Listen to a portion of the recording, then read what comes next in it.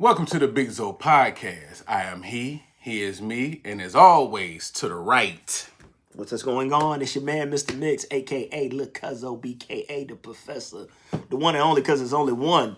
What's going on? Not Good much, sir. man. Not a damn thing, brother. Just, trying to stay sane and not overindulge in worldly shenanigans, brother. Keeping your head above water. Making a way when you can. You can drown in it, dog. I got to put the phone and I got to put all that shit away and just step away for a minute, man, because it's... I can't help it though, cause I'm so in tune and I want to be knowledgeable in the world, what's going on, dog. So I have to literally force myself to just be like, hey, all right, that's enough. That's enough. And this is why you have to, because for as much as you want to be informed, it can consume you, bro. It can consume you, but two, it ain't a lot of y'all. It's the same. It's the same. It's the same sides. Saying the same shit, justifying the same bullshit. It's the same. You ain't missing it. It's the same. Don't think you getting a nuanced conversation. It's a couple people switching sides now. Now it's a couple people that's switching their tune up, and you starting to hear that. But even in the ones that switching their tune up, the only reason why you switching your tune up because you look stupid. That's it. You don't care about why you did what you did. You voted the way that you voted. Or you chose the way that you chose because that you thought that was in your best interest.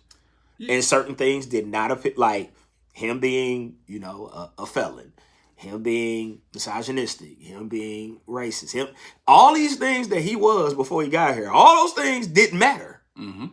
Because, I'm going to get some cheap eggs out of this. Yeah. And I do a lot for some cheap eggs. Yeah. I'm saying you niggas will do a lot for some cheap eggs. So, yeah, that is weird as fuck to me that people are, now coming over like we didn't see you. Like, we saw you. Everything. We saw y'all. Everything. We saw y'all say, Trump. Do it. We saw y'all do the dance. You motherfuckers had some hits. Hit the streets. Like, you niggas had some... And all of a sudden, this ain't what I voted for. Now this ain't what I voted for? Yeah, it is. This is exactly what you voted for. This is exactly what you voted for. You had the nigga on your platform and you asked him, you had the opportunity to ask him questions, and the questions that you asked him didn't have anything to do with Project 2025, with any of the past policy. Like, nobody asked him any policy questions. Not a one. Nope. Not a one. Nope. Not a one. Hey, I care about this issue. What policy do you have in place to fix this? Not one person. And that lets me know that it wasn't about... Just an hour of glazing. It wasn't about policy. It wasn't about America being great again or you being better. It wasn't about that. It was about you being selfish and you seeing what you can get from him and your proximity to power. And you think that that's going to give you some type of privilege, and it's not, because he's not he doesn't keep his promises. Yeah. So I say all that to say that I don't get caught into it because I'm not arguing with the foolishness. Like, if that's what you think, stay over there. Because that's what you got to think now. I get annoyed with the ones who, they finally get out of the cult, right?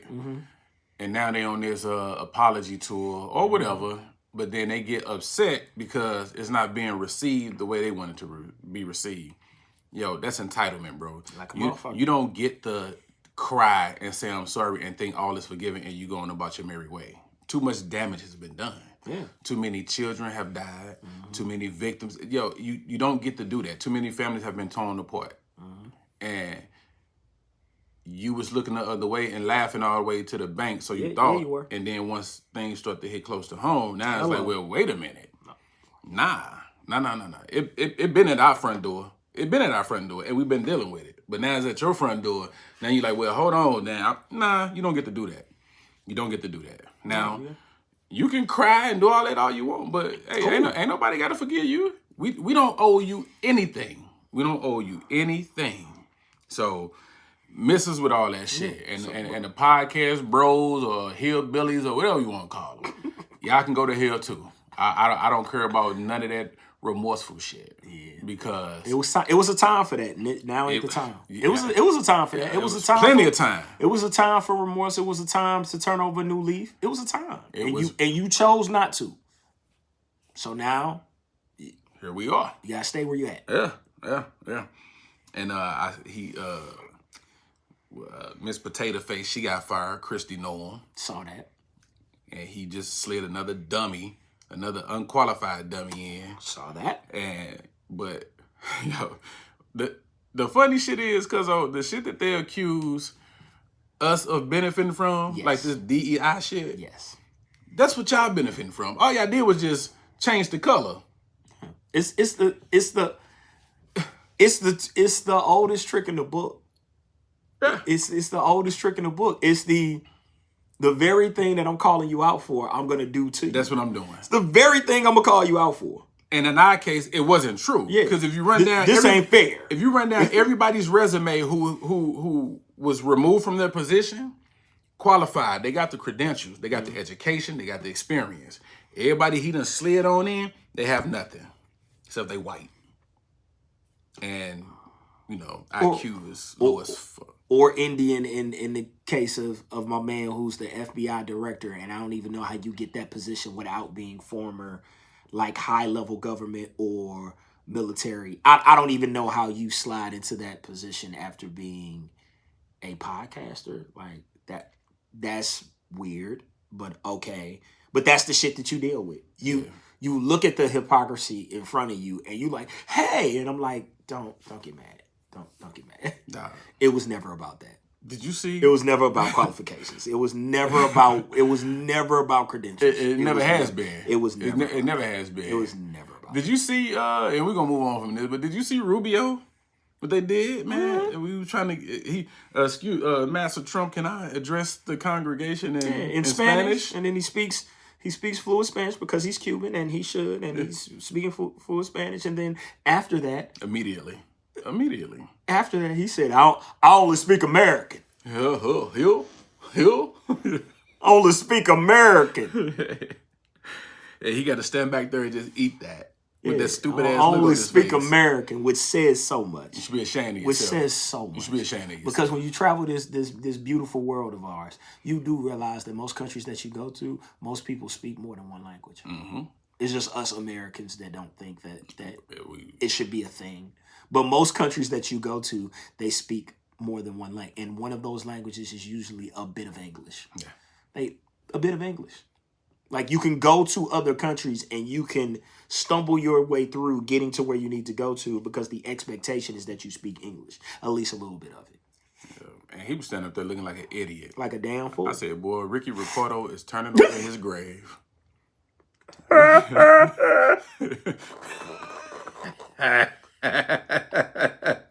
Ricky Ricardo is turning over in his grave watching this idiot shame his people, dog. But hey, that's where we are. That is where we are. All right, man. Let's get into some. Things. Mm-hmm. So we talked behind the scenes, and we said we was gonna start this weekly award where we handed out to the idiot. We're gonna call it the Sit Your Ass Down Award. Sit your ass down. Pardon me.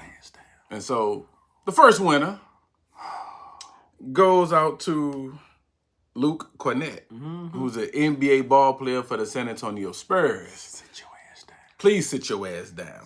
He's made headlines because he criticized the Atlanta Hawks organization for partnering up with Magic City, which is a staple in the community. It's a tourist attraction. Niggas from all over the nation come there when they visit Atlanta. You have to. You almost didn't get the full Atlanta experience if you don't go. And he was criticizing the Atlanta Hawks organization for partnering with them and having a Magic City night. Mm-hmm. I saw the hoodies. The hoodies are fire. Atlanta Hawks joined with the Magic City on the back. Kind of want one.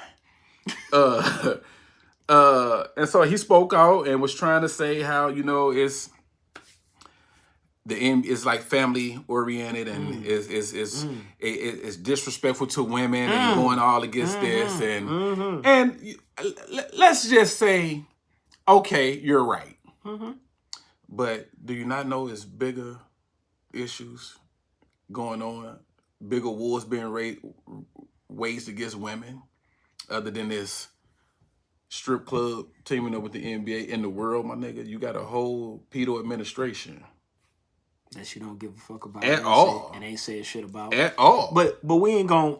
But not to kick it. What we not gonna do is do the but you could be. Let's just talk about the NBA and what they're doing. You sitting on FanDuel, like FanDuel is on the court. If you don't know what FanDuel is, that is gambling. Gambling, which is addictive. So we'll sell you gambling, but not the strip club. Okay, cool. All right. Pretty sure when you go to the game, you have you a couple drinks. You know, maybe a Budweiser or two. They have commercials, you know, during the NBA, you know, and I'm pretty sure more people have died from alcohol than drunk drivers, you know. I think the strip club is probably one of the safest places you can be. But you know, that's cool, right? Alcohol is family friendly. Gambling's family friendly, but you know, a black strip club ain't. Okay, cool. And again, you have to be of a certain age to get to it, to get into it. They do card. The only way you would know about it is if you knew about it. You know, it's not like they're coming out to dance in front of the kids. It's just a partnership with a business. That just so happens to be an after hours adult business. Happens all the time. See it all the time. See commercials, see partnerships all the time. We see condom commercials, we see Tampax and all types of other commercials of adult things that are strictly for adults that are teamed up with regular everyday businesses and sporting events. We see it all the time. We see it all the time. So you decided to hop your ass out to stand on this fucking hill. And nobody asked you to stand on, my nigga. Nobody asked you to stand on that shit. Atlanta's doing just fine. They're doing just fine without your commentary. And if you really did want to do something to you know, uplift or help the young ladies or whatnot, you know, you an NBA player, I know you got a couple commas, you know, go ahead and get your scholarship program going. There's a couple of black colleges down there. Spelman, all women, you know, you can donate there. See, because I love it when they love to bring up things that we do, but forget about the things that they do. Love to bring up the things that we do. Y'all don't need to be doing such. So, well, wait a minute. What about what you do? We ain't talking about that right now. And what you're not gonna do is wag your finger at my community. That's what you're not gonna do. Facts. Not when you don't have the moral. You don't have the moral standing to be able to do that. Yes, right is right, wrong is wrong, and whatever you believe in your moral compass, stand on that. Cool. But you can't be that hypocritical and be in the situation and then try to speak against something when you're 10 toes down benefiting from the very ills that this league is promoting. 100%. So, yeah. But what the Killer Mike was... What Killer Mike He spoke to TMZ Sports. Come on. And I'm going to read it. He was like, so you come to Atlanta and they say they like the girls and the chicken wings and the city doesn't have a problem with it. Shut the hell up. It says the rapper also aimed his response at other NBA players who voiced opposition. His remarks referenced former Hawks star Atlanta Al Horford and Spurs center Cornette. Al Horford, we never F with you anyway. We don't F with Luke Cornette. Luke should stay in San Antonio and concern himself with San Antonio business. He said the club has supported performers and created opportunities for many women over the years. These women have went on to become business owners, moms, wives, and more. You're never going to get rid of adult entertainment in Atlanta. That's pretty much it. But and I agree. This ain't that old stereotype of these strippers. It's not the same as it was back then. No. Like some of these women are using this as a platform to go to the next level, whatever that is. It's a stepping stone, exactly, to get their careers or their business or whatever it is, to lead to entrepreneurship or whatever. This ain't the 90s, my guy. This ain't the 90s. And I disagree, man. I agree with, especially with everything you said. Like, yo, and first of all, I looked the nigga numbers up. You're averaging 6 points a game, baby. You might want to concentrate on that. Yeah, you might want to get in the gym. Yeah, your 7'2" ass might want to. Don't worry about the club, homeboy. You might want to box out and become a better rebounder. Yeah, that should be your focus. That should be your focus. You are bagging up Wemby. I mean, be a little better. Because you're not pioneering nothing. You ain't politician. You ain't about to lead the revolution. You ain't doing none of that, dog. And again, consenting adults. Like, there is I get that some people don't like certain industries or aspects and whatnot, but when we have consenting adults, that means everybody consented to what was going on. Then you got to stay out of it. You got to stay out of that business because they ain't got shit to do with you. Right. Now, if there's something going on against someone's will, like child trafficking, we might say something about that. Yeah. Or stand in solidarity when we see that, or we see something to that effect be brought to the forefront and light be shed into it. And there's a bunch of different victims, and we know who the victims are. The victims have said they have indeed been victimized. And we believe them. And so, yeah, you can start there. It's a good place to start. Yeah. It's a good place to start. Right there at the top. Yeah. I don't think too many people other than yourself is worried about what's going on with Magic City. Yeah. At the NBA. Because that's the problem. Yeah. Word. Because that's the problem. Word. Yeah. We get rid of Magic City. We done won. Yeah. We done saw some things. We done saw some things. We done saw some things. The fuck out of here. So, you get the first sit your ass down award. Yeah, sit the fuck down. Sit the fuck down. All right, Cuzzo. So, I had a question, man, regarding to being in your 40s and making new friends, and not necessarily like relationships, but just making friends in general. Question: this young lady says she struggles with making friends at this age. She don't really have friends outside of her cousins that she may hang with from time to time. Right on. And she was just saying, like how would you go about making friends? Like, how do you what do you do today with making friends? Like, how do you approach that? Because it just seemed like a weird time these days, man. So I got a couple things for what you. You got, so first, the need for friendship. Let's start there. I do not like this song, and I hated that it came out. The No New Friends bullshit. Stop it. You're gonna need to update your software or update your resume. Because the friends that you had when you were 14, 15, hell, 7 and 8, probably aren't the friends that you need in your 40s and your 30s, 40s, and 50s. I'm just guessing. So first, realize that you need like-minded people around you. So let's recognize that, and then let's move forward from there. So I recognize I need friendship, I need relationships, I need people that are on the same page as me. So then it's very easy. Get to the places where those people are. Get to the places where positive people are. Once upon a time, I would tell you the church, but I don't think we're going to church like that anymore. But I'll give you like a couple of other great places to meet people at. Charity events.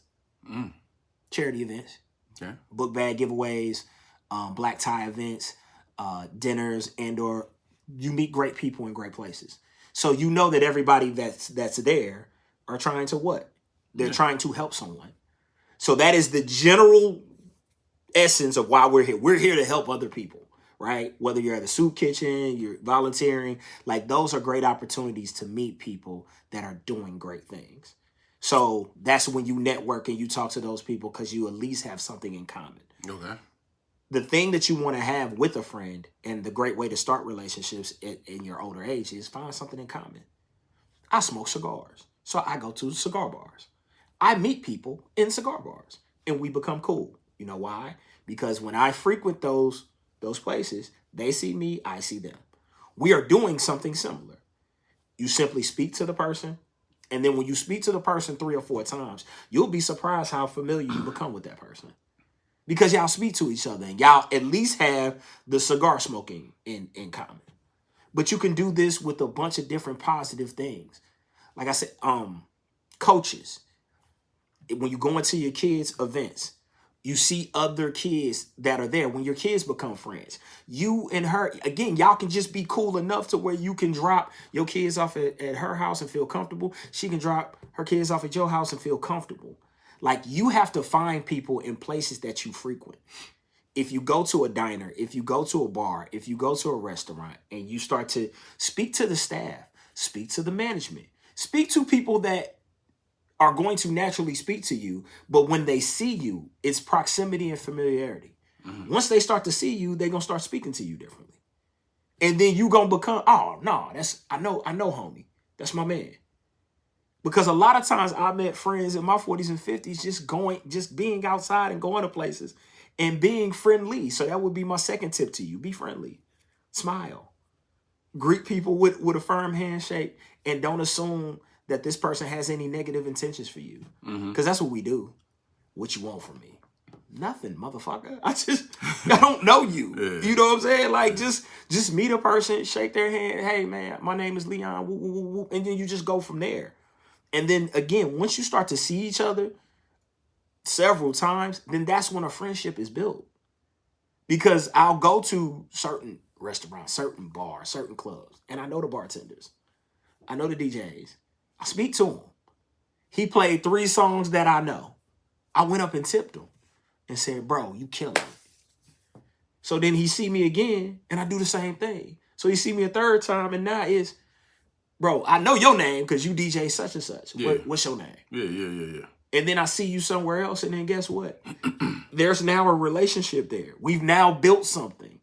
But the thing that you will never do is, if you stay inside or if you stay away from people, you'll never meet anybody. And at this point, more than friendship, networking. Networking. You don't know who you're going to need and when you're going to need them and how you're going to need them. So if you're friendly and you're respectful to everybody that you meet, you never know who that person is to you. Because I've met judges, I've met attorneys, I've met doctors, I've met pediatricians, I've met powerful people, I've met people who can make shit happen. And in both of those things, what I've learned is just talking to people and treating them like human beings. And then when you're able to help each other, then it becomes a synergy there. Oh, man, you got the hook up here? Well, I got the hook up there. Holler at me if you ever need something. I'm going to holler at you if you ever need anything. And that's how it goes. Mm-hmm. You can meet people at their places of employment. You can meet your barkeep, your local barkeep, and y'all can become friends. You and your beautician and barber should be friends. Because if you got any type of relationship with them to where you're going weekly or bi-weekly, or hell, even monthly, what are y'all talking about when y'all in the chair? Because at one point in time, that used to be a great relationship. Oh, absolutely. At one point in time, that used to be a relationship that you built upon. But that's how I meet people. I meet people at barbershops. I meet people at bars. I meet people at charity events. I meet them at sporting events. And it's just as simple as just speaking.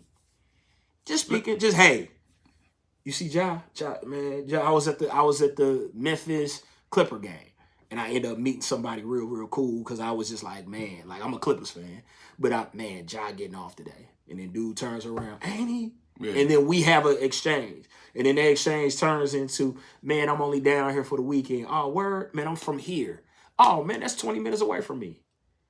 Bro, you ever in town, hook me up, look me up. It's really that simple, but the thing is, we're so afraid of each other, and we're so taught to be afraid of each other, we forget that we need each other.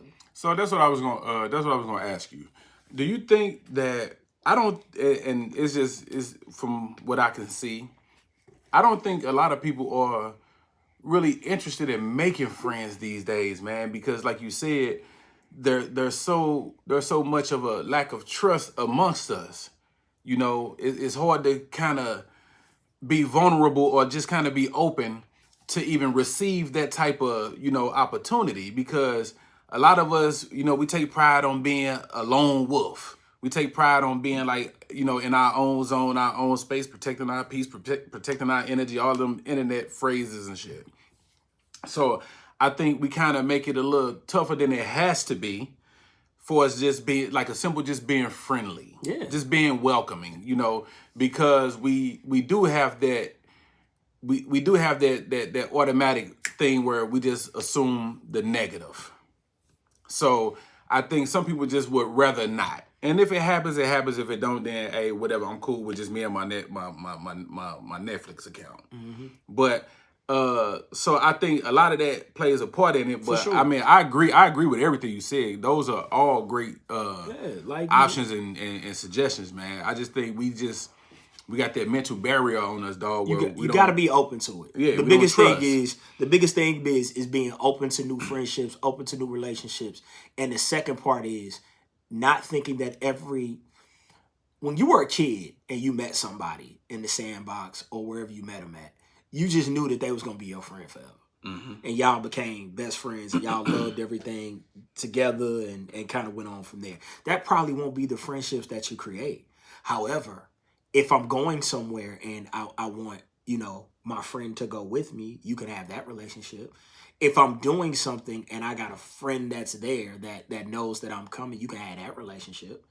You know what I'm saying? Like, you can have relationships that are beneficial for you in different ways, and that's all it has to be. You know, but get out and be active. Go to take some dance lessons, take some cooking lessons. Go to a boxing gym.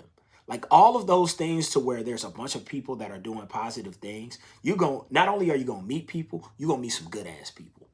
You're going to meet some good ass people in those places. And it'll be like, damn, I didn't even know, you know what I'm saying, I could have this type of friendship with somebody. And again, y'all may not be best buds. Y'all may not be, you know, on the phone with both of your feet clicking in the air or nothing like that. Yeah. But you can at least be like, no, like, oh, my homeboy worked there. You know what I'm saying? And you didn't talk to him 7, 8, 9, 10 times or exchange numbers to where y'all are cool enough to where, because, bro, that's really how I meet people. And then also, don't gatekeep information. Like, if you know where a good restaurant is, give it out. If you know where a good mechanic is, give it to somebody. If you know, somebody asks me a question like, where you get that hoodie from or where you get them shoes from, I always tell them.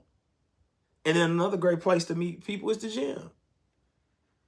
I go at 4 or 5 o'clock in the morning. So anybody that's going at 4 or 5 o'clock in the morning, you dedicated. Like, so we speak to each other when we walk past, hey. And then when I done spoke to you 4 or 5 times, or I done spoke to you 2 months in a row, of course that's going to develop into a conversation. Hey, man, what's your name? My name's such and such. Okay, when I see you, hey, man, can I work in? Let me work in a set. You get to working in, you get to talking.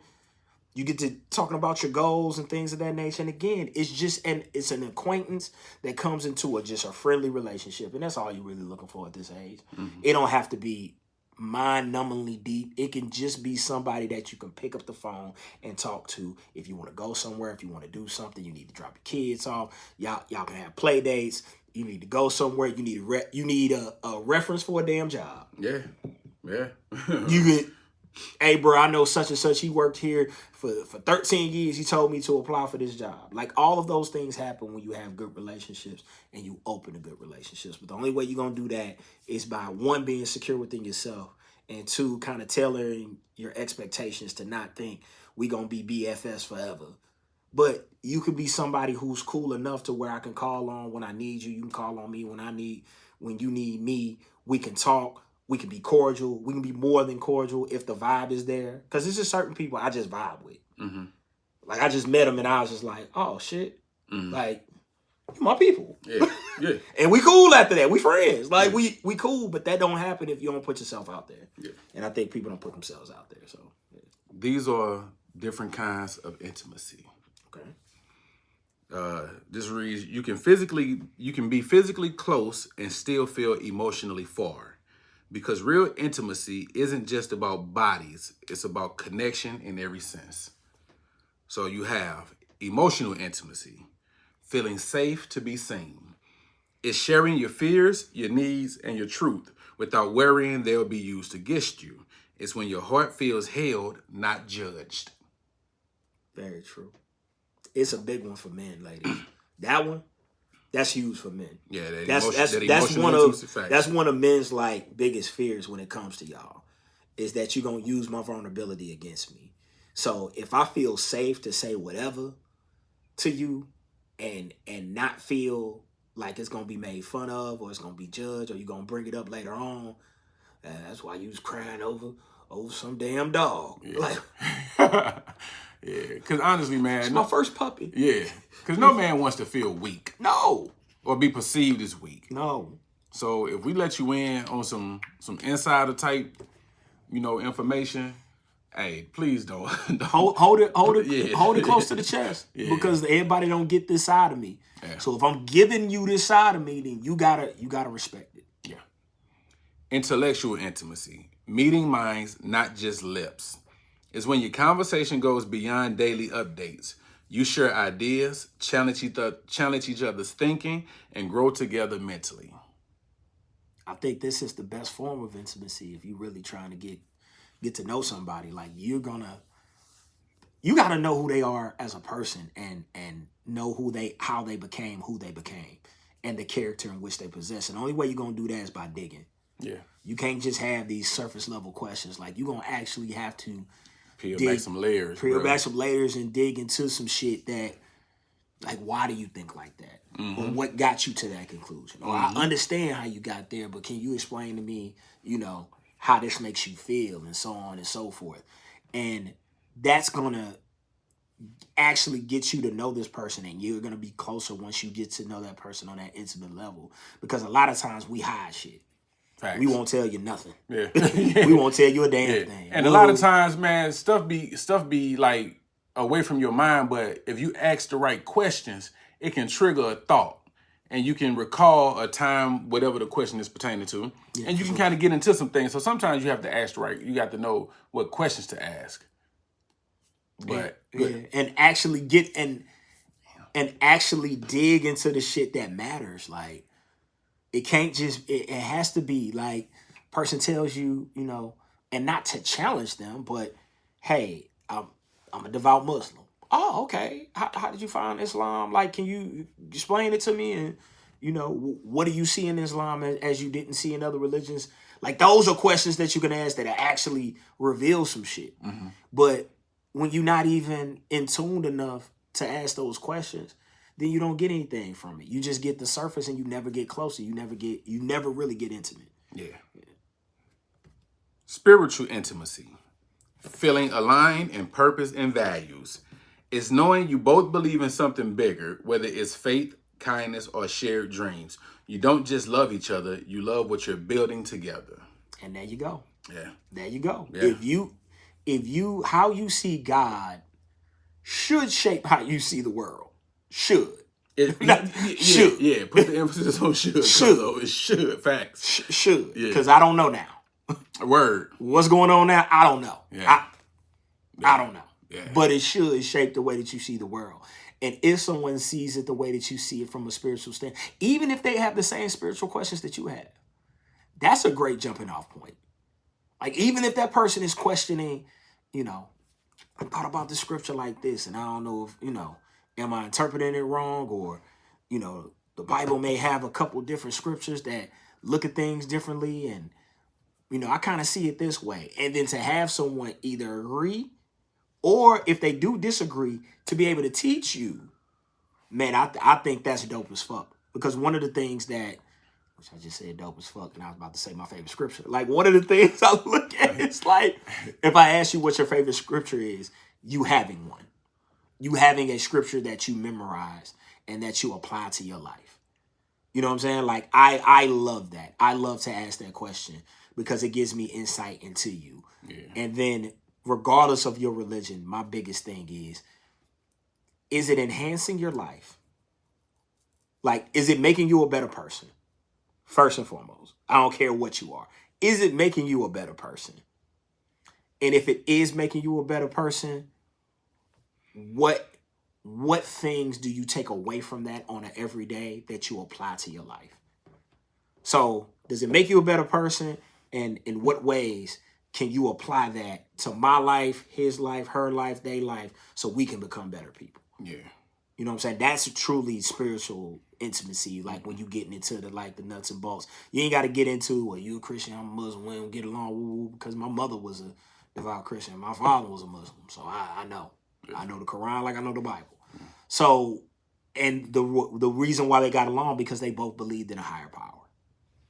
Like, and they were able to get through some of the things that separate us because they focused on the one thing that they had in common, which is a belief in God. Because the journey can have a couple of different paths. For sure. But as long as it's ending at the same destination, then I think you would be okay. Yeah. You know, as long as you ain't trying to force yours on me, I'm not trying to force yours on, That part. That's when all the friction and all that stuff comes into play, dog. When I'm trying to manipulate you to come over to this side, when you've been on that side for all your life, now here I come just because whatever. You got to follow me. Yeah.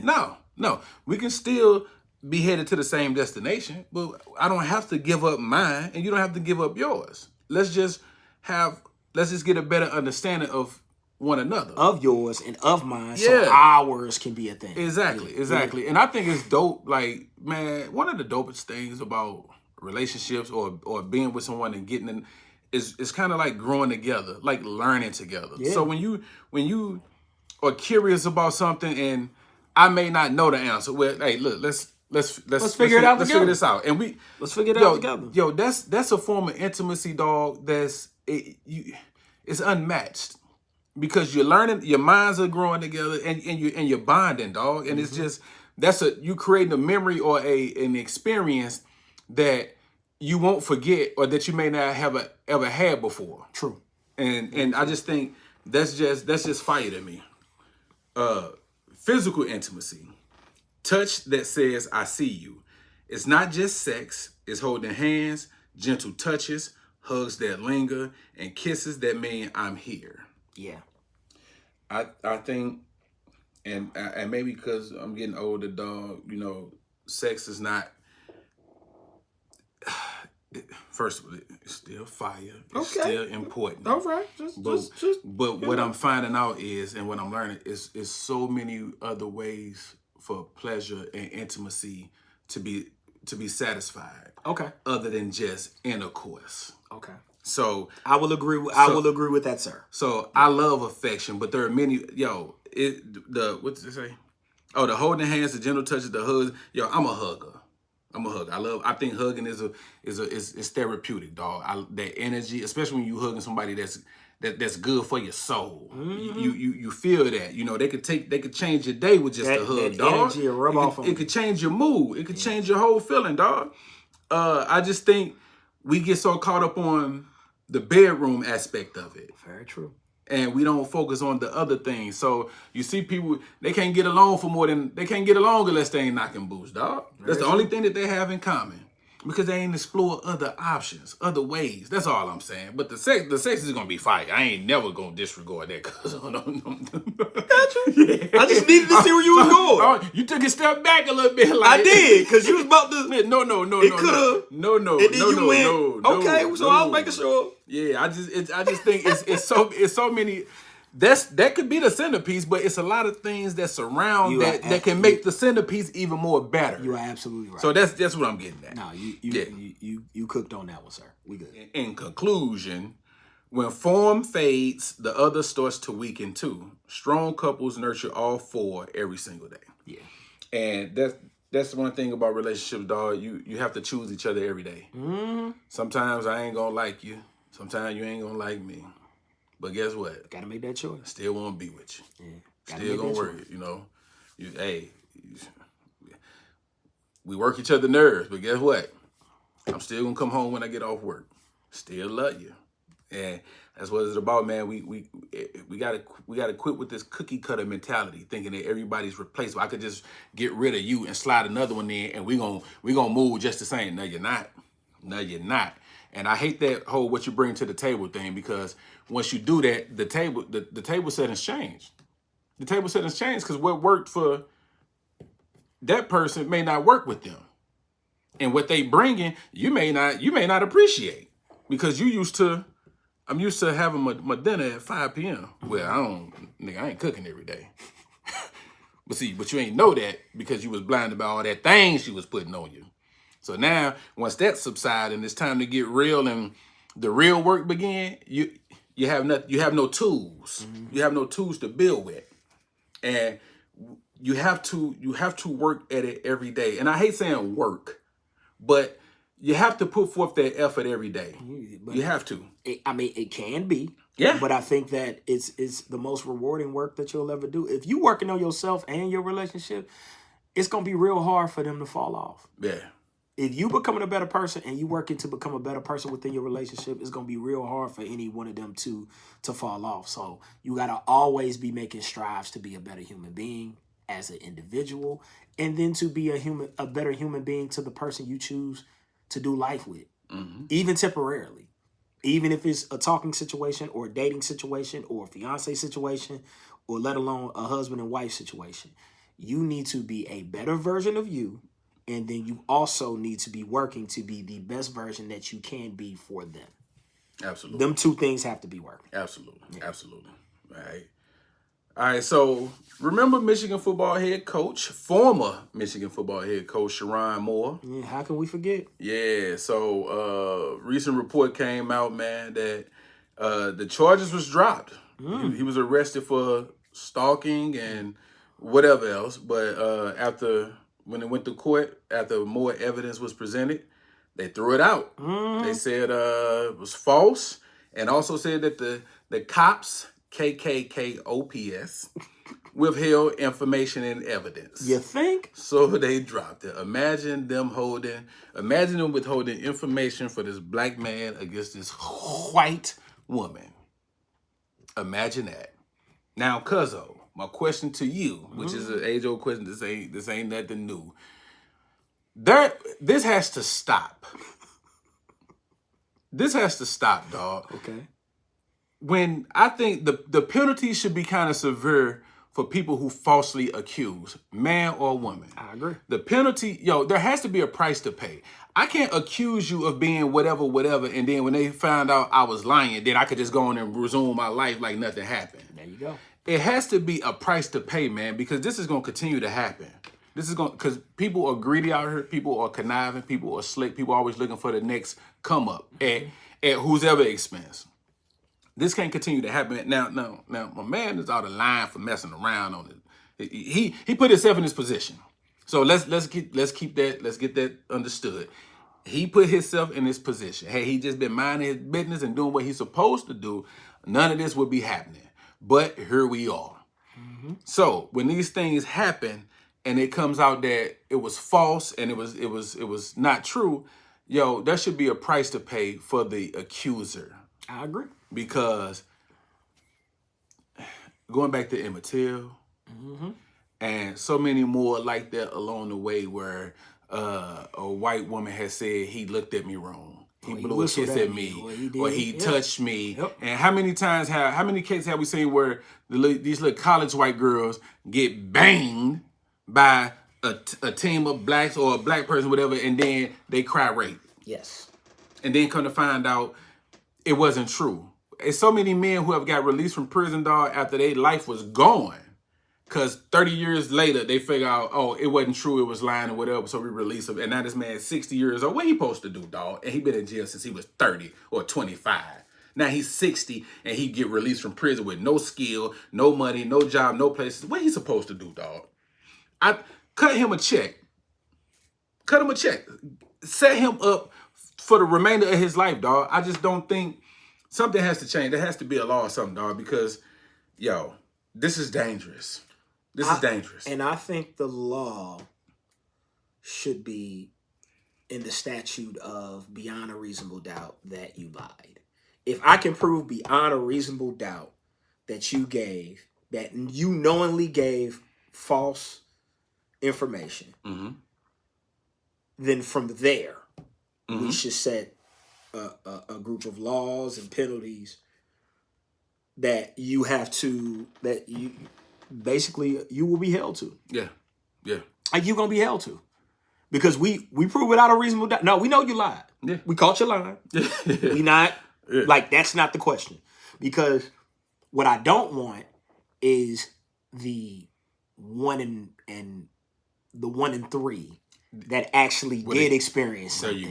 There you go. I want them to feel comfortable coming forward, knowing that they will be believed, knowing that something did actually happen to you.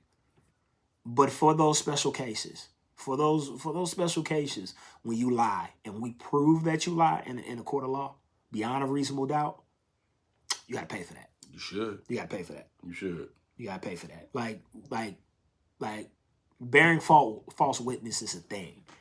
And I don't think we talk about it enough. And I don't know anybody who's been prosecuted to the full extent of the law when they have lied or perjured themselves. Mm-hmm. So I want to see it in these type of cases because they're too, like, especially high profile. When they're high profile like that, there should be some type of standard of evidence that you have to give to prove that this actually did happen. And if it did, prosecute them to the fullest extent of the law. But if it didn't, you get prosecuted to the full extent of the law. Mm-hmm. Whatever we can give you as the consequence, you need to get that as the consequence.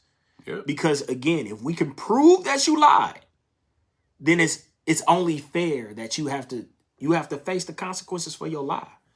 Because he had to face them. You know what I'm saying? And he didn't lie. And he didn't lie. Yeah. You know, and we have cases of that, especially in high profile cases. Because people will say all the time, well, why would she lie? Why would they lie? Or why would this person lie? Well, in these type of cases, there's a lot of money involved. It's a lot of money. It's a lot of money involved. We know what money There's reputations. There's all types of shit that's involved. Right. So they have a different motivation than, you know, something that happened on a job or something that happened domestically. This is different. So we need to treat it differently, and we need to look at some laws to say, hey, if you lie, all right, first offense, second offense, third offense, but yeah, it's going to be some fines and some jail time. Yeah. We're going to make your ass feel it. Yeah. Because that ain't right. Word. At all. Word. Letter time. Letter time. It's from a young woman. It reads, hey, my favorite cousins. What's happening? What's going on? I've got a situation that me and my friends have been quietly dealing with. And honestly, we don't know how to handle it without hurting someone we care about. So I'm a part of a small group of women. It's 5 of us total. We've been tight for about 3 years now, and I'm proud of the circle we built. Every woman in the group has her own career, her own motion going on, and in our respective fields, we are all respected. We support each other, celebrate each other, and it's always been a positive, uplifting space. All of us are happily single, except for one friend who's been married for about 2 years now. Now, here's where things start to get a little tricky. We have one friend in the group who, let's just say, she's a lot more generous with her dating life than the rest of us. And listen, no judgment. What she does with her body and her time is her business. We're grown women and nobody in the group is trying to police anybody's personal life. But recently, during our last couple of girl nights out, we've run into a few men who clearly had some type of history with her. Not just casual. We used to talk not just casual, we used to talk history either. You can tell it was more intimate than that.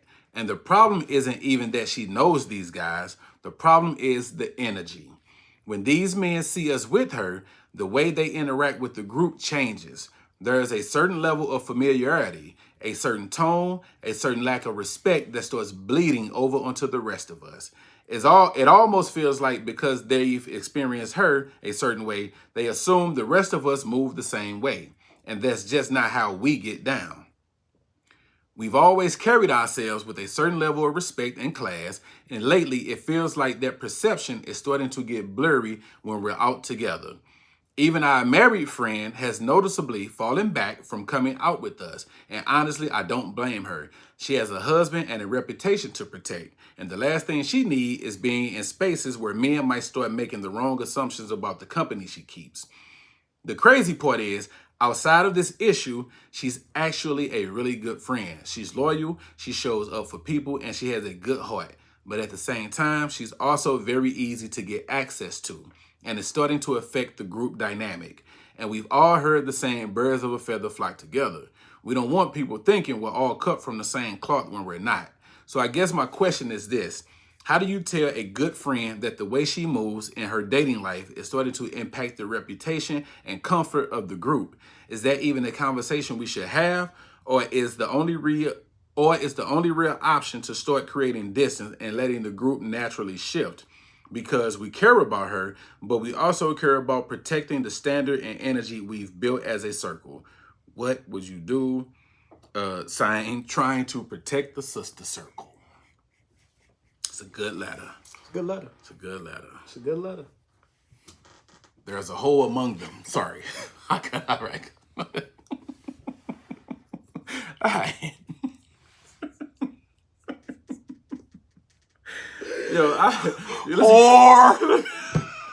Let's get with you a Cuzzo. All right, man. All right. Damn, man. You're gonna have to have that conversation. You have to have that conversation. Like, yeah. Like, clearly, you're gonna have to have that conversation. Like, if y'all not trying to, you don't seem like y'all fed up and done with her. So you're gonna have to have that conversation, and that's gonna be an uncomfortable joint. Hopefully, she can receive it well, and understand that it's coming out of a place of love and respect. But that's a very fine line, because if you don't word it correctly, it can go left. It can go left, because like you even said, y'all all grown. Y'all not trying to police nobody about what they do on their own time. But I feel like she right, Cuzzo, because, hey, we talked about it. It's hard. It's getting hard to separate. It's getting hard to tell who's who or who's who. You know what I mean? It's getting hard to tell. So shout out to the married woman, for she did right. She said, "Yo, I'm out. Hey, y'all let me know when y'all rectify this situation. I can't be getting jammed up in some nonsense." So she did what she had to do. The rest of y'all gonna have to, y'all might have to have like a whole convention or something, a whole intervention, and sit her down and tell her, look, we love you, Miss Sweets, but your promiscuous behaviors is starting to trickle down on us, and that ain't the vibe we trying to have here. You pussy mighty friendly. Mighty friendly, ma'am. You're gonna have to do it, Cuzzo. It's mighty friendly. Yeah. All right, so gotta have a conversation. 100% agree with Cuzzo. This is how you have the conversation, though. Don't make it about y'all. Make it about her. Don't make it about y'all. Make it about her. Ask her if she's okay. Tell her the things that you've noticed. Let her know from the perspective of her safety and health that you're concerned. You start there. So a lot of times, and sex is one of those things where people will abuse. I don't think it's to that point, but it may be a little almost there, right?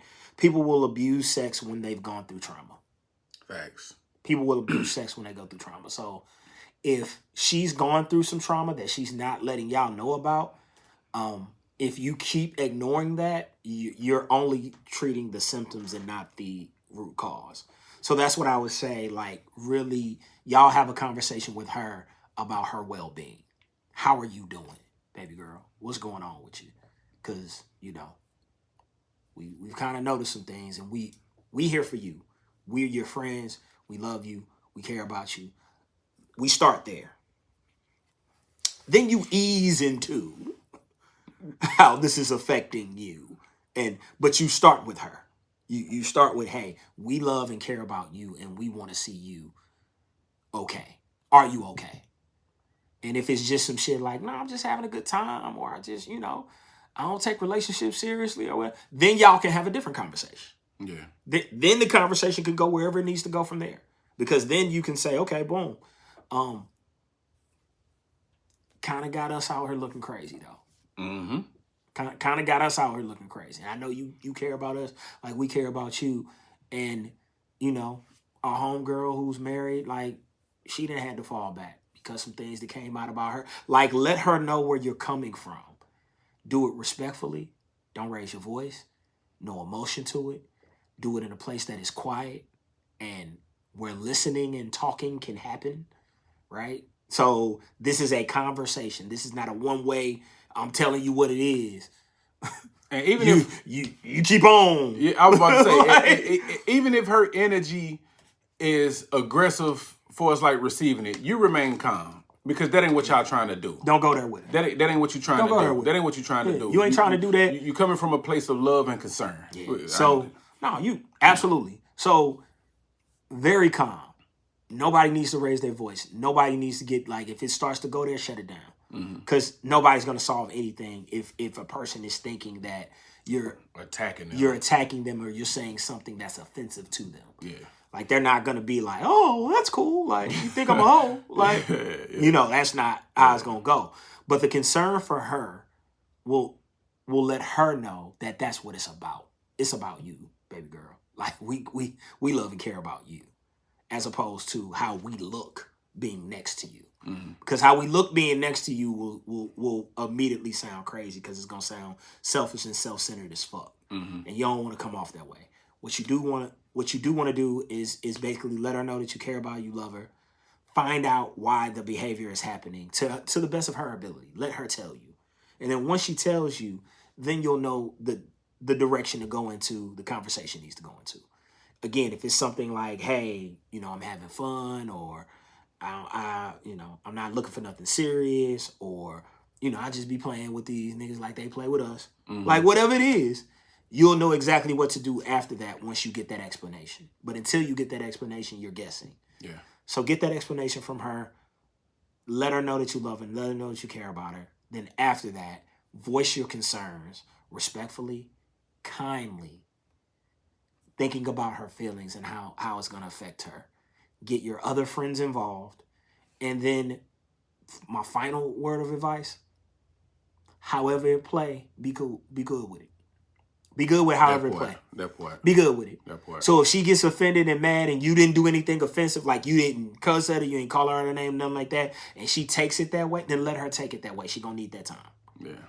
If it goes well and she's like, I see what you're saying, I'll make sure that I keep my business outside the group and woo and never the two shall meet, then you good. However it goes, be good with it. Because it may not go exactly the way that you think it's going to go when you bring up things like this.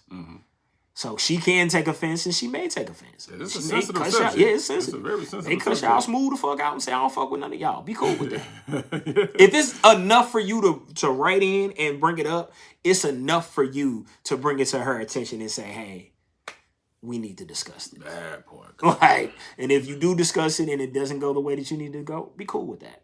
Be good with that. Live with it either way. Because if you're showing concern about somebody and you truly love them and you telling them something that they need to hear, they either gonna hear it or life gonna kick their ass until they hear it. Yes. I can tell you all day long what's wrong. You cannot listen to me. But I promise you, you're gonna keep on living life and it's gonna keep on coming up. Yep. I ain't gonna be the only one to tell you this shit. It ain't going nowhere. I ain't gonna be the only one to tell you, hey, baby, you. About four, five niggas. Yeah. 4, 5 niggas. We clocking you. Yeah. Been a month. Yeah. That's a touch much. You all right? You cool? You going through something? Let me know so we can help you because we your friends and we here for you. But have that conversation. Have it in a way that's respectful, that all parties can be heard and listened to. Accept how it goes after that. But y'all got to be grown women about this shit. You can't. Don't get into the clicks and the whisperings and all that stuff because that shit, that's foul and fake. And you don't want That's good. Good shot. That's foul and fake. Don't do it. Good shot. Don't do the whole we just gonna be clicked up over here and we just gonna be talking about her ass over there because that's still your homegirl. Yeah. So good shot. Yeah. Yeah, because that's usually how it go. Yeah, that's usually how it go. That it takes. That's usually how it go. The shady shit happened, then next thing you know, these bitches was behind my back. Yeah, good shot. Calling me everything but a child of God. Like I'm the only one out here with some friend lip. Yeah. Woo! Yeah. Let's get a little positive, Cuzzo. Let's get a little positive, brother. So these are some green flags that rarely gets talked about. Okay. When they can tell when you're anxious and instinctively offer reassurance without saying much. That's a good thing. That's a great thing. The person that can anticipate your emotional state, top notch. Yeah. Top notch. That's someone that pays attention. They're in tune with you. That's someone that pays attention. That's someone that's genuinely interested in you. When they can read that. Because a lot of people be together for years and still don't know when shit is wrong. And still don't know what things is going on. And I'll be confused because when the folks be telling me like this happened, this happened, this happened, this happened, I was like, you ain't see none of that? Yeah. You ain't see none of that, huh? Yeah. You just kept going. Yeah. You ain't see none of this shit was going on. Yeah. Their dog died, then they lost their job, then they got into a car accident, and then you asking them, he always depressed. Man, do you think? He going through some shit. Going through something. You see him. How do you not see that? I can see that. I don't even know him. But yeah. That's just pay attention. Yeah. When they understand that sometimes you just need quiet and don't make it awkward. Yeah, shut the fuck up. Hey, that's what they call it, that social battery. Yeah. Hey, that's a real thing. That's a real thing. Sometimes, bro, and silence is the only way to recharge it. Because I know for me, I'm not a big small talker. Me neither. And honestly, sometimes, dog, I had them days, especially if I feel like I'm over engaging, I'm gonna need some silence in a minute. And it ain't nothing personal. I just need to regroup and have a little bit of time to just be alone with myself. Because all this social interacting, and whether it's online or whether it's in person, it can be draining to your mental, dog, and emotionally, depending on who you are surrounding yourself with. Hell yeah. But sometimes, dog, you need that little space. You need that little solitude to kind of get yourself together. Right. So I agree with that. When they can tell when you're anxious and instinctively, oh shit, sorry, going the wrong way. When they send you a song, they think you are love. I love that. Sharing music is fire. Sharing music is fire. It is fire. Sharing music is fire. Speaking of which, got something that you can do real quick. We can be as fast as possible. So, somebody that you fuck with, your friend, your family member, whoever, send them 3 songs that remind you of them, and then ask them to sing you 3 songs that they would say describes them. That would describe you. No, them personally. Oh. Them personally. Oh, okay. So you gonna send songs to them. You gonna send them 3 songs. Remind me of you. Now you send me 3 that are you. Got you. Okay. That all right. I thought you was doing it like a swap. Okay. Because it's about you today. Yeah. That are you. So you can compare and contrast. Hey. That's fire. Shout out to my man Shane for giving me that one. That's fire. That's fire. Like, do that to your friends or do that to your family. Hey, there's 3 songs. Boom, I sent you 3 songs. These 3 songs remind me of you. And then send me 3 songs that you would say are you. Yeah. Like if you was describing you with 3 songs, give me 3 songs that would describe you. Hey. So. Man, Shane was a nice nigga, man. Yeah, hey, man. You've mentioned him before with some suggestions that he's said. Yeah, all right, shout out to you, bro. Yeah. All right. When they understand that a no from you isn't rejection, it's just a boundary. Yeah. A no has made and broke many a friendship and relationship, and it shouldn't. It should not. It should. If anything, I'll be walking into the situation understanding the no. Yeah. Yo, I know I'm asking you something that's gonna put you that. I put it to you this way. I know what it took for you to give me that yes. Yeah. I know how hard that yes was for you. Yeah. So I don't get mad at you when you like, nah, I can't do it. Yeah. Because I know how hard that yes was. That yes was, man, I had to move some stuff around. I had to make some stuff happen. I had to make a way. I had to make, but I did it. But I gave you a yes. And that's big. Yeah. And so you should remember that. The no has to be cool. No. All right, cool. No problem. Yeah. And that's it. Cool. No problem. And move the fuck on. Not okay. That's how we doing. Bet that. Now you sitting waiting. Don't worry about it. Yeah, now you sitting waiting on your turn to tell them no. I'm fine. Yeah. You ain't got it. If you won't do it, another nigga will. Yeah. Like none of that shit. Yeah, I just know it's no. Like that. I don't understand no. Like just know why it's not? No. Yeah. Why don't you understand no? Who are you? Can't you tell can be told me no. Yeah, you can be told no. I promise you. No. It's no, fam. When they know what makes you feel comfortable and go out of their way to provide that. Yeah. That's effort. Yeah. That is effort, and that's what we talk about, that effort. A little bit of effort goes a long way. Just the fact that you thought about me means the world to me. Being comfortable, a lot of people don't understand that when somebody is comfortable around you, man, you get the best version of them. You do. And a lot of people don't know how to create that comfortable space, that comfortable setting. They do not. Because we're so self-involved that it's about me, and how can I benefit from things. Well, a lot of times, man, if you work as a giver and not a receiver, you would get a lot of benefits in return. Mm-hmm. It's just the natural way of things. Mm-hmm. When you're with someone that respects you and that's genuinely interested in you, that's just naturally how it's going to flow, because there's no way I can sit back and watch you do all these things for me and put me in this wonderful space and I don't return the favor. That means you're a piece of shit. I'm sorry. It's just how it should be, dog. Mm-hmm. And a lot of people, they struggle with that. They do. We all think we got the game and going with it. No, you don't. It's a lot of trash out here. It's a lot of trash out here that needs work. Yeah. When they tell you they're proud of you for even the smallest progress, because they know it gets heavy sometimes. I like that. Yeah. I like that. I got friends, shout out to my man Trey. I got friends that'll just text me, yo, I'm proud of you.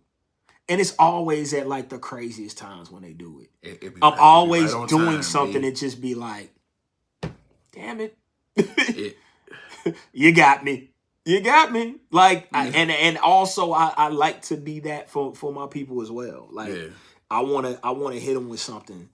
You know what I'm saying? I love you. I'm proud of you, man. I appreciate you. And make it genuine. Because if you just saying it every Tuesday, then it becomes robotic. As opposed to when something happens and you like, yo, that was dope. Or thank you so much for doing this for me. Mm-hmm. Like, it hits different when it's sincere. Yeah. Facts. Last one. When they share a random memory of you that you forgot about. Damn it. That's some. I get them all the time. Bruh, and call it a flex, whatever. I do so much for people. I forget how much I do for people. They don't forget because you did it for them. And I love my people for that. And they'll often remind me of the things that I do for them, and it always makes my day. Okay. Because they'll be like, man, you remember the time when you did da-da-da-da-da? And I'll be like, I don't. Refresh my memory. Yeah. And they'll go into detail, and I'll just be like, I guess I did. Like, man, that's dope. Thank you. And it's usually the reason why they fuck with me. They're like, man, you did some shit that I ain't even think, you know what I'm saying? You ain't have to do that. You feel me? Like, you did that from the strength or from the muscle or from the heart, and I just appreciate you for doing that. And I'm like, yeah. Word. Because more so than anything for me, I know for some people, you know, when they grow up, they want to be a doctor or they want to be a lawyer. Man, now I want to be a good person. Like, that's the whole gist of this shit. I want to be a good human being. Just a good person. I want to be a good human being. I want to be remembered as such. And I want to be remembered as a good human being who was trying to help. Yep. I wasn't perfect. I did some shit wrong. I did some shit right. But I was trying to help. Yeah. Like, I was trying to make sure that you was better. And if I could do something to help you that day, then I did it to help you that day. That's all I want to be remembered as. Like, the rest of this stuff is just, you know, the shoes, the clothes, the houses, the cars, man, that's dope. That's icing on the cake. But if I'm remembered as a good person and I treat you, or you have interactions with me and you can tell me about a time when I've done something for you, I've said something to you, I may have provided something for you, given you a piece of advice or something to make your life better, then I feel like I've done my job. Yeah. I feel like that's what I'm on. And that's what I'm on, like, moving forward when I look at people. Like, I'm only looking at you from the lens of, are you a good person? That's it. That's all I'm looking at you. I don't care what you do for a living. I don't care if you can rap your ass off. I don't care if you the finest thing walking on two legs.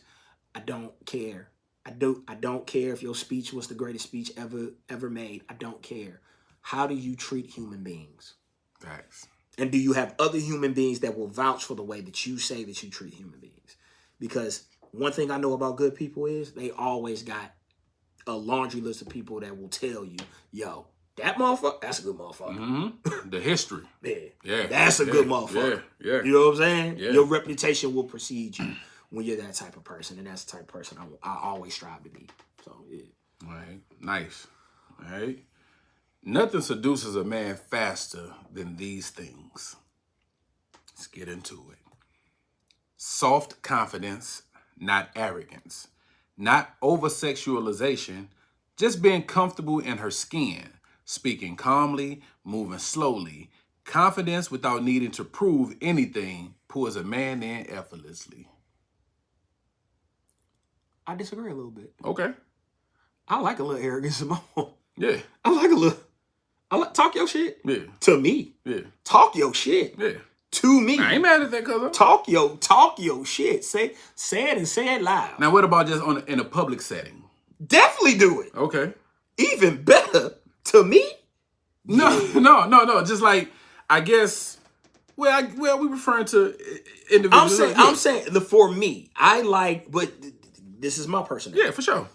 I like, my favorite athletes are like Muhammad Ali, Deion Sanders. Like, yeah. I like people who talk their shit. Okay. I want you to be confident. Yeah. I want you to say some shit that's a little, okay. Like, So with you, is there a such thing as overly arrogant? Only when you become obnoxious. Okay. The overly arrogant is what I consider obnoxious, and overly arrogant means it's no longer about me praising me. It's about me shitting on you. Got you. Yeah, it's definitely. If it's about me praising me, you can praise you all day long. Muhammad Ali used to say, "I'm pretty. I'm the greatest." He only talked about his opponent when he was talking about his opponent trying to sell the fight. Mm-hmm. Same thing with Deion Sanders. People would be shocked to know that Deion Sanders never trash talked his opponents. He was only talking about himself. Mm-hmm. I'm only talking about me. I'm only trying to boost me up. It's definitely a difference. Yeah, it's a difference between that and someone who thinks that they're higher and they use their higher position to shit on other people. Mm-hmm. So for me, I think it's super duper sexy when a woman is a little arrogant and can kind of talk her shit a little bit. But I guess the part with the soft and subtlety comes in, but not make you feel bad for her arrogance.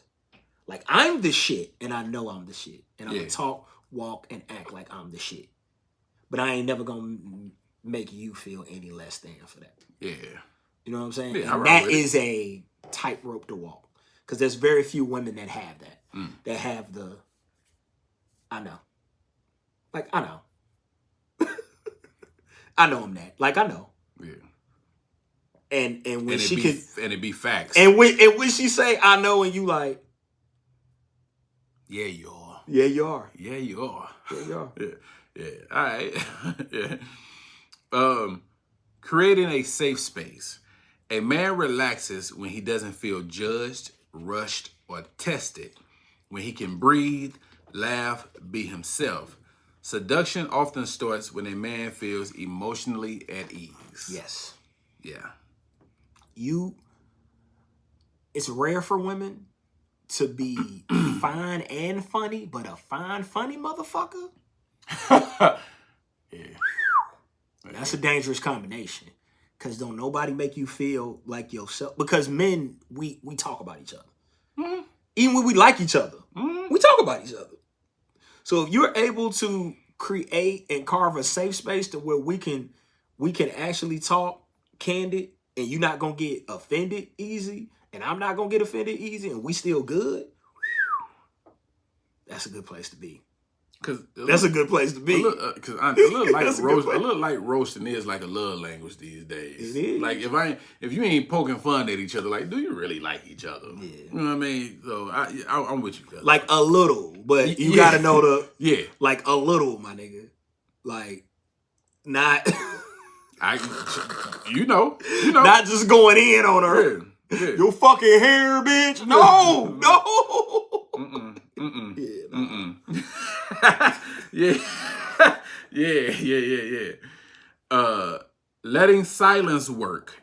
Not filling every moment with words. Comfortable pauses, slow smiles. Silence allows chemistry to speak louder than flirting ever could. Let it be quiet. Yep.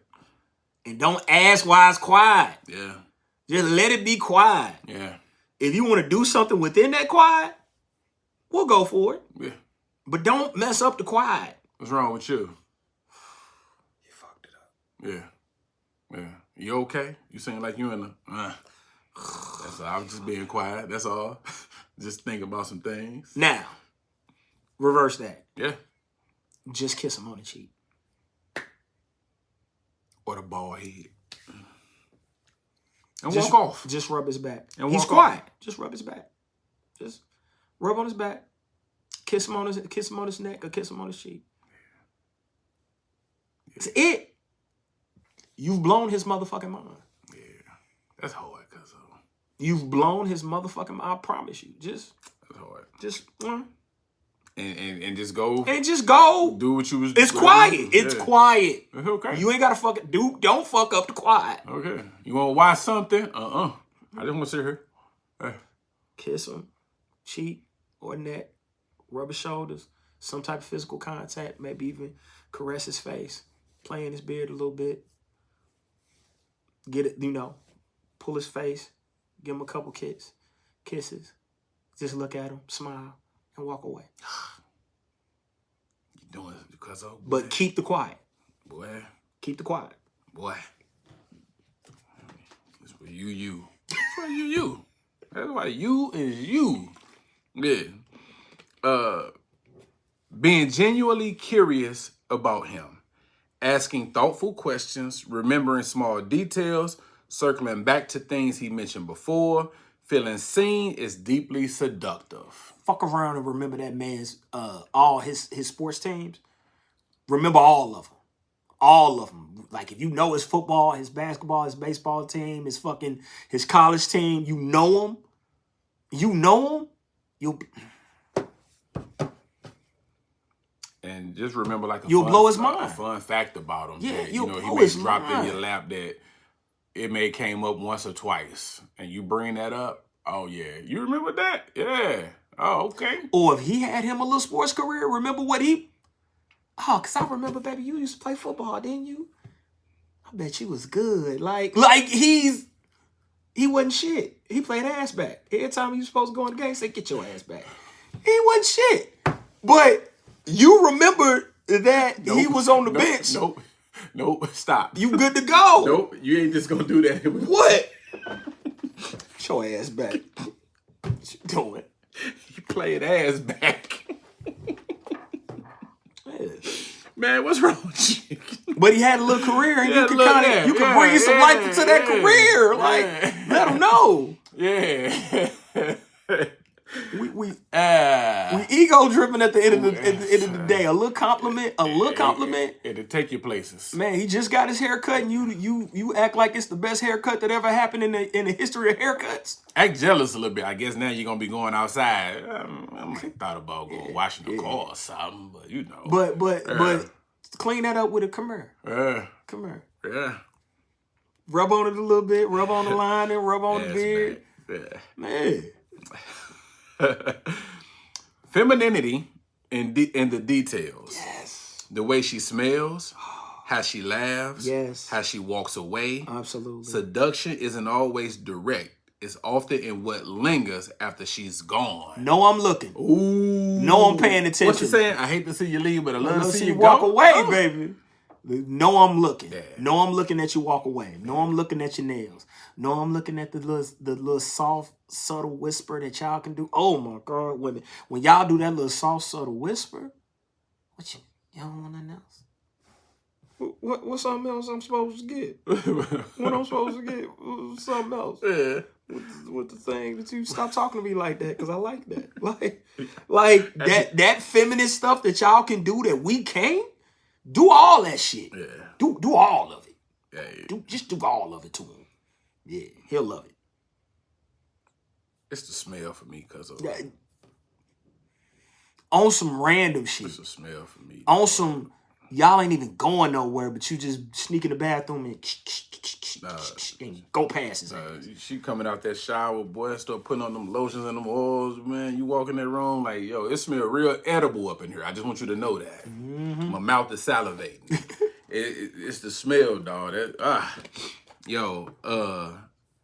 Knowing when to pull back, not always being available, not over-explaining, letting him miss her. Seduction thrives in mystery, not constant access. Yo, I have told a couple of homegirls this all the time. Yo, stop being so accessible. Stop being always available. It's not playing games, but just stop being available all the time because you get watered down. Knowing that I could just call you and you're going to come running, like that, men would take advantage of that and some men would stop valuing that. It's not always received well, especially in the hands of a wrong man. We'll use it. That's when niggas start picking and choosing when they going to deal with you because they know I could just call you and you going to come running. So there's no sense of urgency to really spend time with you or to get to know you because all I got to do is just pick up the phone and you're going to be there. So sometimes you got to tell cats no, even when you want to. Sometimes just be like, not tonight or whatever. And just let that absence kind of stew a little bit. Yeah. That's the one for me, dog. That's the one for me. Because some cats would take advantage of that and I'm sure some women will too, but I could just speak from I know guys and you know. But it's so much more fun when you do that. Yeah. It's so much more fun when I don't see you. Because the next time I see you, got on some shit. It keeps it from getting stale so quick. You got on some shit because you knew you was going to see me today. Yeah. Like, that hit different. Yeah. And it's, where you going? I was coming to see you. I can't look like this when I come. Yes, you can. Yeah. Yes, you can. Like, that keeps him on his toes. Yep. And the more he's on his toes, the more excited he is. We're like children. Men are like children. Man, you give us something to look forward to, you're going to get a different man. We will be on our best behavior all day. You're going to get a different man. You give me something to look forward to, like the anticipation of something that I know that's going to be good. Ooh, Lord. Yeah. And that only happens when it's a little bit of absence, a little bit of distance. Don't go crazy with it, but a little bit of absence, a little bit of distance. Yeah. It's good shit. Hey, a no from time to time, a no outside of the 8 yeses, a couple of no's ain't gonna hurt. At all. It ain't gonna hurt. It shouldn't. Well, not now, not today. Not right now. That's it. Not now. Never know. This not now. Later on, no. Gentle words at the right moment. A soft compliment whispered instead of announced. I like how you think. I feel good around you. Words land deeper when spoken quietly and intentionally. You actually just said something about it. And that's it. Don't fuck it up by overthinking the compliment. Give the compliment, and that's it. And that's it. That's it. I just want to let you know, you look handsome. You look fine as hell today. Wait till you get home. End sentence. His mind didn't went 100 different places. Wherever the fuck it didn't went. What she got going on? Boy, you are too good to me. You too sweet. I love the way that you handled our kids today. Like, I love the way that you talked to them and got them together. Wait till later on. Like that? You just say it and that's it? Whew. Yeah. Seductive, sexy for a man. That's everything. Facts. Like, your soft words and speaking life into a man, you got a different type of power over him when you can do that. Because you got a different type of power over him. Because for a lot of men, we don't grow up hearing those things, man. At all. Everything is so centered and based around us being tough and being damn near emotionless. So a lot of us don't get the pats on the back. Yeah. A lot of us don't get the soft love. A lot of us was raised with tough love, especially like men in the 40s and whatever. A lot of us was raised with tough love, especially if you're coming from like a single parent household, because the mother ain't got time to be soft with you. She's trying to keep her boy off the streets and keep him alive. So you don't always get those forehead kisses and hugs before bed and all that. It's usually just strictly dictatorship and what you're doing and critiquing and all of that and making sure that you stay in line and staying out of trouble. So when we get older, that's why a lot of men have trouble receiving those things sometimes, because it's foreign to us. Mm-hmm. So, but a delicate, gentle words, man, at the right moment, it can calm the soul. It can soothe the spirit. It can soothe the spirit. From your lady, nothing like it. For sure. Nothing like it. For sure. Last one. Peaceful energy. A calm, grounded woman naturally attracts masculine attention. When she isn't chasing, proving, or forcing, she becomes magnetic. God damn it. I say, God damn it. That's the one. That's how you close it out, Cuzzo. That's how you close it out. That peaceful energy, dog. A grounded woman naturally attracts masculine attention. That's a fact. The same way that y'all are attracted to confident men, we are attracted to peaceful women. It's literally the exact same thing. The same way that y'all are attracted to confident men, we are attracted to peaceful women. Peaceful women just do something to us. When we're able to be in her presence and just know it's going to be all good. Yeah. It's going to be cool. And when I say attracted to, I'm not just talking sexually. I'm talking throughout our entire lives, we've been attracted to peaceful women. Why do you think we had such an affinity for our grandmothers? Because at that age, peaceful woman. Big Mama was a peaceful woman. Mm-hmm. She ain't got shit to prove. Mm-mm. She ain't got shit. Bruh, this is what it is going to be, what it's going to be. If you cross the line, I'm going to put you back in place. Mm-hmm. Mm-hmm. I'm going to fix you something to eat when you're hungry. Yeah. I'm going to pat, I'm going to talk to you a little crazy when you need it. I'm going to get you back together when you need that too. Like, that amount of peace that a woman is able to provide through her essence is nothing more, is nothing sexier than that. A peaceful woman is extremely attractive. It's the reason why you hear men and they like Jill Scott. You know why? Because Jill Scott has a peaceful fucking energy about her. She does. She has it. Fucking love. Yeah. And it's the same with the forever, what I like to call the forever questions, the Michelle Obamas, the Felicia Rashads, the Erykah Badu. Peaceful. Mm-hmm. They have a peaceful spirit about them that's just fucking addictive. Because no man wants to walk readily into chaos. Yeah, word. He don't want to walk readily into some problems. Yeah, word. He got his own problems, and you're asking him to take on his problems and yours, as opposed to you like, no, baby, we gonna be fine. We gonna be okay. We gonna be cool. I got you. If ain't nobody else got you, I got you. What? Got you. Do you now? Do you now? Girl, I love you. Yeah. Yeah. That's the next thing that's gonna be said. Girl, I love you. I love you. So peaceful women, confident men, peaceful women. Same thing. Yeah. Same thing. Yeah. It's a contrast that goes well together. Same thing. It goes so good together. It goes so good together. Because you're the barometer, you're the thermometer and the barometer of the house. So if you cool, we cool. Yeah. But you come in that motherfucker and the mama, look around. Yeah. The kids gonna be chaotic as shit. All right, Cuzzo. That's it, homeboy. That's one for the books. Any closing remarks? I don't want to put you on the spot, but no closing remarks. Just other than we appreciate y'all support. As always. Appreciate the views, appreciate the shares, appreciate y'all continuing to come back to our clips and whatnot. And know it's a full podcast, y'all. It's on YouTube. Big Zo Podcast on YouTube. This is a full hour and 30-minute podcast that we have. The clips are just the clips.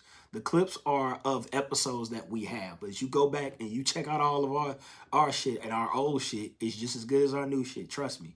There's some laughs on there. some ignorant shit on there. We got it all for you. We got it all for you. Go check it out. Yeah, Trust me, my page or Cuzzo's page. Go check it out. Go check out the old episodes. Go check out the old things that we've done. You'll be pleasantly surprised and quite entertained. Just click one and just let them run. Let them run. Just let them run. Let them run. I promise you. You can step away and come back to it. Just I promise you.